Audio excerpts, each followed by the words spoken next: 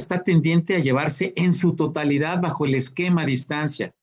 Al parecer, nadie se ha tomado el tiempo para hacer un análisis jurídico y encontrar soluciones tanto para el pago de colegiaturas como para el pago de los salarios de los trabajadores de cada institución educativa.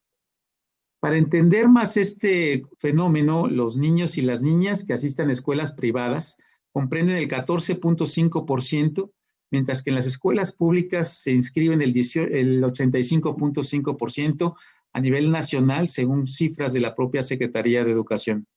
Pero la realidad es que se trata de alrededor de 2 millones de familias que pagan por educación privada con la esperanza de ofrecer una educación de calidad a sus hijas y a sus hijos.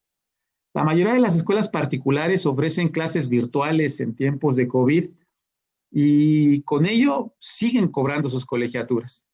Los maestros que trabajan en esas instituciones han tenido también que aprender nuevas formas de trabajo a distancia y también con ello pretenden seguir cobrando los sueldos que perciben. La realidad es que no se sabe si las más de 24,000 escuelas privadas que hay en el país van a sobrevivir a la pandemia. Pero en el caso del estado de Guanajuato, podremos como muestreo, ponemos a su consideración como muestreo los resultados que se arrojan ya y que observamos ya en algunas de sus delegaciones. La delegación regional 4, que comprende los municipios de Guanajuato, Purísima del Rincón, San Francisco del Rincón, Silao y Romita, la matrícula de alumnos inscritos en las escuelas particulares se disminuyó ya en un 18%.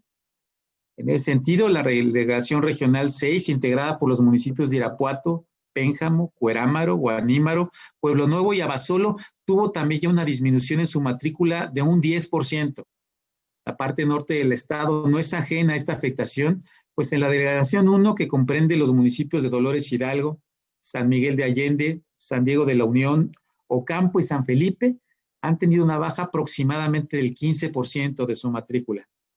Finalmente, dentro de este muestreo, la delegación regional 2 noreste, que abarca los municipios de San Luis de la Paz, San José Iturbide, Atarjea, Doctor Mora, Santa Catarina, Tierra Blanca y Jichú, manifiesta que han solicitado 114 alumnos su salida de las escuelas privadas para incorporarse a las escuelas públicas. Cabe hacer mención que en todas estas regiones hay al menos una escuela que ha solicitado la suspensión de labores por no poder seguir haciendo frente a la situación económica que están atravesando. De lo expuesto con antelación, podemos identificar 2 factores de riesgo para las escuelas privadas y para que puedan sobrevivir a esta crisis económica actual. El primero y el de mayor impacto, como dijimos, es la pérdida del empleo o la disminución de los ingresos de los padres de familia, sobre todo para aquellos centros escolares que atienden a las clases medias. El Banco Interamericano de Desarrollo sugiere que se tomen medidas inmediatas para garantizar la cabida de niños que migren de una modalidad a otra, o bien implementar medidas temporales de subsidio a las escuelas privadas, introduciendo un voucher, como lo hace desde hace décadas Chile, o pagando, como es el caso de Argentina, el salario de parte de los docentes de las escuelas privadas. Sin duda, el tema es controversial. Habría que explorarlo con cuidado y pensarlo solo para grupos de bajos ingresos y calculando la máxima transparencia, temporalidad y sobre todo privilegiando el derecho de las niñas y los niños a recibir una educación de calidad. Otro obstáculo que enfrenta la escuela privada proviene de 2 percepciones que tienen los padres de familia. En primer lugar, la idea de que la educación a distancia es de menor calidad que la presencial y por ello no están del todo dispuestos a realizar erogaciones similares. En segundo lugar, una cierta inconformidad respecto al número de horas clase bajo esta modalidad. Ante ello, habrá que señalar el esfuerzo que ha representado para los docentes migrar intempestivamente del sistema de enseñanza, su tiempo invertido en capacitación intensiva y las horas destinadas a la elaboración de materiales. Igualmente, no es trivial sostener que la cantidad de tiempo de enseñanza frente a la pantalla no debe ser bajo ningún principio pedagógico el mismo en la escuela física. El último riesgo corresponde al nivel preescolar. Los padres que tienen a sus hijos en este nivel consideran innecesario que estos pequeños reciban clases a distancia. En ese sentido, Estamos viendo ya que este nivel educativo es el que mejor sufre una disminución en su matrícula.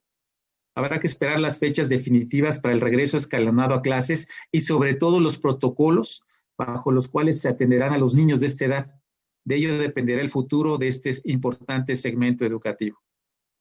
La situación que enfrenta la educación privada en todos los niveles y el planteamiento de diversas propuestas para hacer lo posible por no dejar a nadie atrás durante esta contingencia y la recesión económica que la acompaña son los ejes centrales que nos deben ocupar en aras de salvaguardar a un sector que, lejos de considerarse un status quo de cierta clase social o de cierto poder adquisitivo, significa una alternativa que coadyuva con el sistema educativo público para la enseñanza y desarrollo de las futuras generaciones. Por todo lo anterior, ponemos a consideración de esta honorable asamblea el siguiente punto de acuerdo. Artículo único.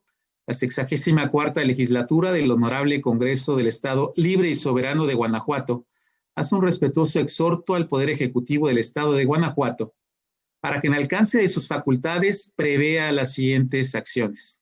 Número 1, estandarizar la semaforización del sector educativo público y privado, con la finalidad de valorar una apertura parcial de las estancias infantiles y centros educativos de acuerdo con las condiciones sanitarias y cumpliendo con los protocolos de salud.